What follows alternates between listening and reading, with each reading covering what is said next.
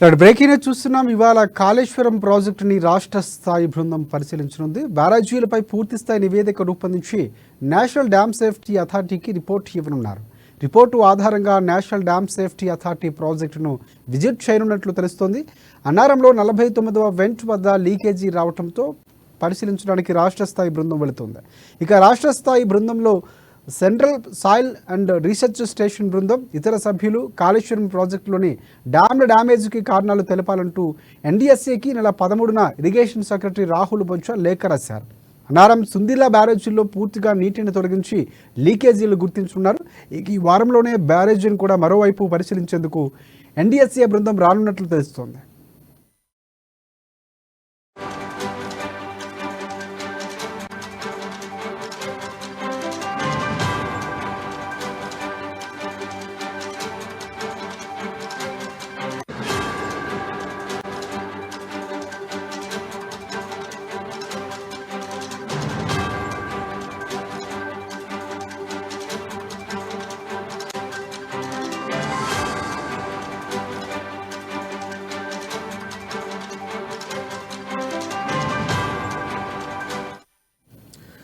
Breaking news చూస్తున్నాం. ఇవాళ కాళేశ్వరం ప్రాజెక్టుని రాష్ట్ర స్థాయి బృందం పరిశీలించనుంది. బ్యారేజీలపై పూర్తిస్థాయి నివేదిక రూపొందించి నేషనల్ డ్యామ్ సేఫ్టీ అథారిటీకి రిపోర్ట్ ఇవ్వనున్నారు.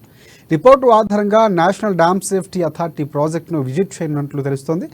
అన్నారంలో 49వ వెంట్ వద్ద లీకేజీ రావడంతో పరిశీలించడానికి రాష్ట్ర స్థాయి బృందం వెళుతుంది. ఇక దీనికి సంబంధించి పూర్తి అప్డేట్స్ అందించేందుకు మా ప్రతినిధి రాంబాబు మనకి లైవ్లో సిద్ధంగా ఉన్నారు. సో రాంబాబు, చెప్పండి.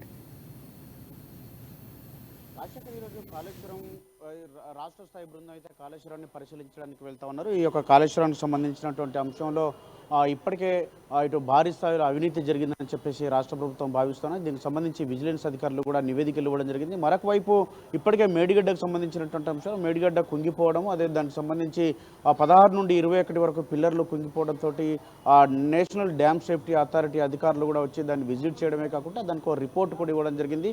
ఈ రిపోర్ట్లో కీలకంగా ఇటు ఇది పునరుద్ధరణకు మాత్రమే సాధ్యమైందని చెప్పేసి మరమ్మతులకు సాధ్యం కాదని నివేదిక కూడా ఇచ్చినటువంటి పరిస్థితిని మనం చూసాం. కానీ మరొక వైపు ఇటు అన్నారం ప్రాజెక్టు కూడా ఇది 49వ వెంట దగ్గర లీకేజ్ వస్తున్నదని చెప్పేసి వార్తలు వస్తున్న నేపథ్యంలో దీన్ని మరొకసారి పరిశీలించాలని చెప్పేసి రాష్ట్ర స్థాయి అధికారులు అయితే వెళ్ళడం జరిగింది. ఈరోజు రాష్ట్ర స్థాయి బృందం అయితే అక్కడికి వెళ్ళి ఈ యొక్క అన్నారం సంబంధించినటువంటి లీకేజీలు, అదేవిధంగా కాళేశ్వరం సంబంధించినటువంటి డ్యాములకు సంబంధించినటువంటి యొక్క డ్యామేజ్లకు సంబంధించినటువంటి అంశం పైన పూర్తి స్థాయిగా పరిశీలించి ఒక నివేదికను కూడా తయారు చేసి ఇది డ్యామ్ సేఫ్టీ అధికారులకంటే ఇచ్చేటువంటి అవకాశం ఉంది.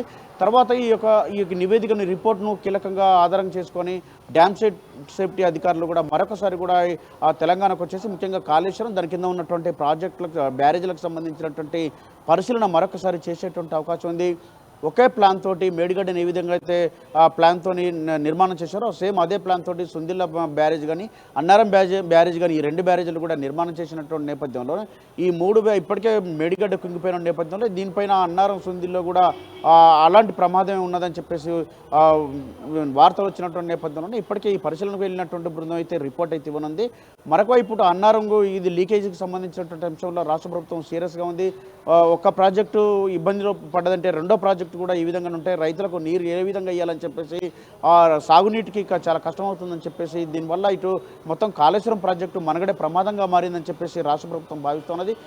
ఈ నేపథ్యంలోనే రాష్ట్ర స్థాయి అధికారులు అయితే ఈరోజు అక్కడికి వెళ్ళడం జరిగింది. కాళేశ్వరం సంబంధించినటువంటి బృందంలో central soil and research station బృందం అయితే అక్కడికి వెళ్ళడం జరిగింది. వీళ్ళైతే ఈరోజు అక్కడ పరిశీలించి ఒక రిపోర్ట్ని ఇచ్చేటువంటి ప్రయత్నం చేస్తారు. దీనికి సంబంధించి ఇప్పటికే రాహుల్ బొజ్జా కూడా కాళేశ్వరం సంబంధించినటువంటి అంశంలో డ్యామ్లకు సంబంధించినటువంటి డ్యామేజ్ల పైన ఒక లేఖ కూడా డ్యామ్ సేఫ్టీ అధికారులకైతే లేఖ 13వ తారీఖున లేఖ రాయడం జరిగింది. మొత్తం ఈ యొక్క దీనికి సంబంధించి ఈ బృందం ఇచ్చేటువంటి రిపోర్ట్ ఆధారంగానే మరొకసారి అయితే ఇటు డ్యామ్ సేఫ్టీ అధికారులు అయితే ఇటు తెలంగాణకు వచ్చి కాళేశ్వరాన్ని పరిశీలించేటువంటి అవకాశం ఉంది. మొత్తానికైతే ఇటు 3,200 కోట్ల రూపాయలు ఇట్లా చేతులు మారాయని చెప్పేసి ఇప్పటికే విజిలెన్స్ అధికారులు అయితే కాళేశ్వరానికి సంబంధించినటువంటి అంశంలో దాడులు చేసినటువంటి సందర్భంలో ఇటు మధ్యంతర నివేదిక కూడా ఇవ్వడం జరిగింది. దీంట్లో అధికారులు ఏదో నిర్మాణ రంగం సంబంధించినటువంటి సంస్థలు ఏదైతే వాళ్ళకి సంబంధించినటువంటి అంశంలో కీలకంగా వాళ్ళ పాత్ర ఉందని చెప్పేసి అధికారుల పాత్ర, అదేవిధంగా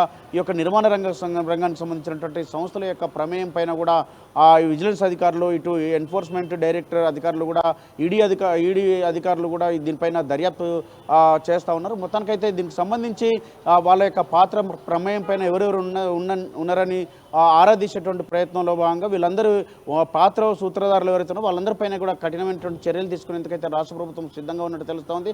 మరొకవైపు ఆ విధంగా కూడా హెచ్చరికలు కూడా జారీ చేసింది.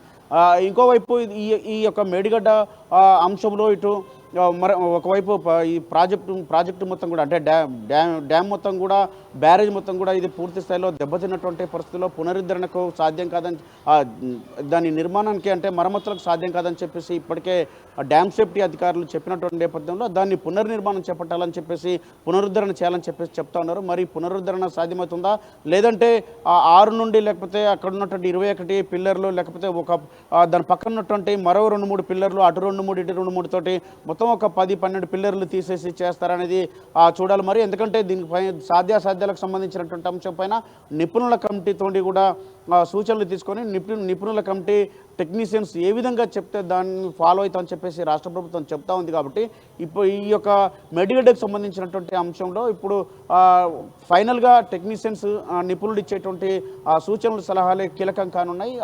దాన్ని బేస్ చేసుకొని పునరుద్ధరణ లేకపోతే మరమ్మతులు చేయడం అనే దానిపైన ఒక ఆధారపడి ఉంది. మరొకవైపు అసెంబ్లీ వేదికగా జరిగినటువంటి ఒక చర్చలో మేడిగడ్డకు సంబంధించినటువంటి అంశంలో ఇటు బీఆర్ఎస్కు సంబంధించినటువంటి ఎమ్మెల్యేలు, ముఖ్యంగా కేటీఆర్ అయితే ఒక కీలక వ్యాఖ్య చేయడం జరిగింది.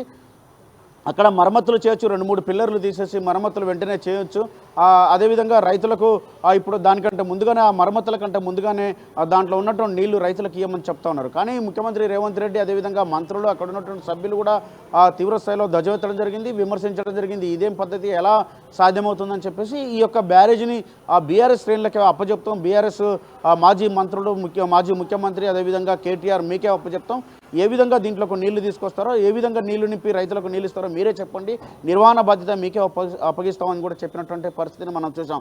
దీంతో సభలో ఒకసారిగా ఇటు కాంగ్రెస్, బీఆర్ఎస్ సభ్యుల మీద వాగ్వాదం చోటు చేసుకోవడమే కాకుండా దీనిపైన సాధ్యం కాదని చెప్పేసి తెలిసినా కానీ కావాలని చెప్పేసి రైతులను రెచ్చగొట్టే ప్రయత్నం చేస్తూ ఉన్నారని చెప్పేసి కాంగ్రెస్ పార్టీ ఆరోపించింది. ఈ నేపథ్యంలోనే మరొకసారి కూడా ఒక డ్యామేజ్ అయింది, ఒక మేడిగడ్డనే కాదు, ఇటు సుందిల్లా డ్యామేజ్ అయింది, అన్నారం డ్యామేజ్ అయింది. కాబట్టి అన్నారం, ఈ 3 కూడా ఒకే టెక్నాలజీతో కట్టిరు. కాబట్టి అన్నారంలో ఇప్పటికే 49వ ఇంటి దగ్గర లీకేజ్ వచ్చింది. కాబట్టి ఈ అన్నారంకు సంబంధించినటువంటి అంశంలో ఈరోజైతే మరి రాష్ట్ర స్థాయి అధికారులు వెళ్ళినటువంటి సందర్భంలో ఒక కీలక రిపోర్ట్ కూడా ఇచ్చేటువంటి అవకాశం ఉంది.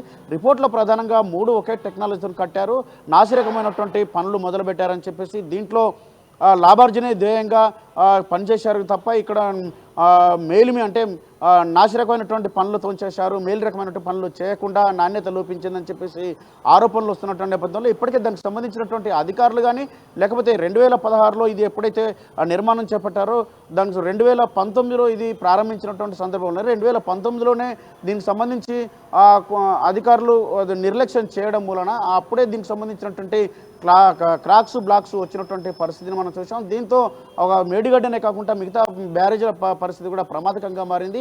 ఇటు కాళేశ్వరం మొత్తం కూడా దీంతో దాని యొక్క మనుగడే ప్రమాదకంగా మారినటువంటి సందర్భంలో అసలు కాళేశ్వరం ద్వారా లిఫ్ట్ ఇరిగేషన్ ప్రాజెక్టు ద్వారా ఒకప్పుడు అంటే ప్రాణహిత చేవలతోటి కాంగ్రెస్ గతంలో ఉన్నటువంటి కాంగ్రెస్ ప్రభుత్వం ప్రాణహిత చేవల ప్రాజెక్టును నిర్మాణం చేయాలని తలపెట్టింది. దాంతో 38,000 కోట్ల రూపాయలతోటి ఈ యొక్క ప్రాజెక్టు పూర్తయ్యేటువంటి అవకాశం ఉంటే అప్పటికే 10,000 రూపాయలు ఖర్చు చేసినా కానీ కేవలం 28,000 రూపాయల కోట్లతోటి ఈ ప్రాజెక్టు పూర్తయ్యేటువంటి అవకాశం ఉండే. కానీ ఆనాడు ఉన్నటువంటి ప్రభుత్వం పోయిన తర్వాత కొత్తగా వచ్చినటువంటి బీఆర్ఎస్ అంటే ఆనాడు టీఆర్ఎస్ సర్కార్ వచ్చిన తర్వాత దీన్ని మొత్తం ఈ యొక్క ప్రణాళికను డిజైన్నే మార్చి రీడిజైన్ పేరు మీద లక్షలాది కోట్ల రూపాయలు దుర్వినియోగం చేశారని చెప్పి 28,000 కోట్ల రూపాయలు ఖర్చు పెడితే ప్రాజెక్టు పూర్తయిపోయి కేవలం ఖమ్మం, హైదరాబాద్ తప్ప మిగతా ఆనాడు ఉన్నటువంటి 10 జిల్లాల్లో 8 జిల్లాలు సస్యశ్యామలం ఏంటి అని చెప్పేసి కాంగ్రెస్ పార్టీ చెబుతూ ఉన్నది. కానీ బీఆర్ఎస్ నాయకులు మాత్రం, సర్కారు మాత్రం గతంలో దీనికి సంబంధించి వేలాది కోట్ల రూపాయలు, లక్షలాది కోట్ల రూపాయలు దోపిడీకి ఈ యొక్క తెరలేపారని చెప్పేసి అందులో భాగంగానే కాళేశ్వరం అని చెప్పి దీనికి 63,000 కోట్లతోటి డిపిఆర్ డీటెయిల్ ప్రాజెక్ట్ రిపోర్టు దీనికి సంబంధించి 63 కోట్లు కాక దానికి సంబంధించి మొత్తం 1,47,000 కోట్లు, ఆ తర్వాత అది 1,73,000 కోట్లు పోయింది. దీంతో పెద్ద ఎత్తున దీంట్లో అవినీతి జరిగిందని చెప్పేసి అంచనా వ్యయాలు రోజు రోజుకు పెంచడంతో పాటుగా దాంట్లో నాణ్యత లోపించడంతో ప్రాజెక్టులు ఇలా మనుగడకు ప్రమాదం ఏర్పడ్డదని చెప్పేసి కాంగ్రెస్ పార్టీ ఆరోపిస్తూ ఉన్నది. ఈ నేపథ్యంలో మరొకసారి కూడా దీనికి సంబంధించి ఇప్పటికే అధికారులు, రాష్ట్ర స్థాయి అధికారులు కూడా వెళ్ళినటువంటి సందర్భంలో ఈరోజు కీలకంగా ఈ 3 బ్యారేజీలను పరిశీలించలేవి కాకుండా కాళేశ్వరం సంబంధించినటువంటి మొత్తం కూడా టన్నెల్స్ ఇవన్నీ కూడా పరిశీలించేటువంటి అవకాశం ఉంది. మొత్తం కూడా ఈ కాళేశ్వరం సంబంధించినటువంటి బ్యారేజీలు, డ్యామ్కు ఈ యొక్క ప్రాజెక్టును మొత్తం పరిశీలించిన తర్వాత ఒక రిపోర్టు తయారు చేసి ఈ రిపోర్ట్ను నేషనల్ డ్యామ్ సేఫ్టీ అథారిటీకి అయితే ఇచ్చేటువంటి అవకాశం ఉంది. ఆ తర్వాత దాన్ని వాళ్ళు మళ్ళొకసారి కూడా తెలంగాణకు వచ్చేసి దీనిపైన పరిశీలన చేసి ఈ పునరుద్ధరణకు సాధ్యమవుతుందా లేకపోతే మరమ్మతులతోనే సరిపోతుందా అని చెప్పేసి ఒక కీలకమైనటువంటి నివేదిక కూడా ఇచ్చేటువంటి అవకాశం ఉంది. దాని తర్వాత రాష్ట్ర ప్రభుత్వం ఆ తదుపరి నిపుణులతోని వివిధ అంటే దానికి సంబంధించినటువంటి నిర్మాణ రంగం, డ్యామ్ సేఫ్టీ అధికారులు, అదేవిధంగా నిపుణులతోటి సలహాలు సూచనలు తీసుకున్న తర్వాతనే ఈ ప్రాజెక్టును పూర్తి చేసేటువంటి అవకాశం కనబడతా ఉన్నది. రాజశేఖర్. ఎస్ఎస్ రాంబాబు, ఇంకోటి అంటే రాష్ట్ర స్థాయి బృందంలో సెంట్రల్ సాయిలింగ్ అండ్ రీసెర్చ్ స్టేషన్ బృందం ప్రధానంగా ఉన్నటువంటి పరిస్థితి కనిపిస్తుంది. సో వీళ్ళు ఎన్డీఎస్ఏకి రిపోర్ట్ ఇచ్చే నేపథ్యంలో పూర్తిగా అన్నారం సుందిల బ్యారేజీలో నీటిని తొలగించే ప్రక్రియ కూడా ఉన్నటువంటి పరిస్థితి. సో ఇప్పటికే నీటి తొలగించినటువంటి పరిస్థితి ఏమైనా ఉందా? సో రిపోర్ట్ ఎప్పటికీ ఇచ్చే అవకాశం కనిపిస్తుంది ఎన్డీఎస్ఏకి? తప్పకుండా రాజశేఖర్, ఇప్పటికే మేడిగడ్డను కూడా నీళ్లను తొలగించేసి పూర్తి స్థాయిలో మేడిగడ్డలా చుక్క నీరు లేకుండానే ఆ యొక్క మొత్తం ఆ ప్రాజెక్టు అంటే ఉన్నటువంటి బ్యారేజ్ కూడా ఎలాంటి ఇబ్బంది లేకుండా మొత్తం నీటినట్టే తోడడం జరిగింది. దాన్ని పైకి పంపించడం జరిగింది లిఫ్ట్ ఇరిగేషన్ ద్వారా, లిఫ్ట్ ద్వారా రివర్స్ పంపింగ్ విధానం ద్వారా పంపించడం జరిగింది. మరొకసారి వాటన్నిటిని కూడా ఈ యొక్క 49వ వెంటి దగ్గర ఎక్కడైతే అన్నారం దగ్గర ప్రమాద గంటికలు మోగుతూ ఉన్నాయో అక్కడ కూడా ఈ యొక్క లీకేజ్ ఎక్కడైతే వచ్చిందో అక్కడ కూడా దీనికి సంబంధించి ఆ బ్యారేజ్లో ఉన్నటువంటి నీటిని మొత్తం కూడా రివర్స్ పంపింగ్ విధానం ద్వారా కాళేశ్వరంకు పంపించాలని చెప్పేసి చూస్తూ ఉన్నారు. మొత్తం ఈ యొక్క 2 ప్రాజెక్టుల నుంచి కూడా బ్యారేజీల నుంచి కూడా నీటిని తొలగించిన తర్వాతనే పూర్తి స్థాయి ఎక్కడెక్కడ దీనికి ప్రమాదం ఏర్పడ్డదని చెప్పేసి, ఎక్కడెక్కడ పగుళ్ళు ఏర్పడ్డాయి, ఎక్కడ దీనికి సంబంధించినటువంటి ఇబ్బందికరమైన పరిస్థితులు నేను right. Thanks for updates Rambabu.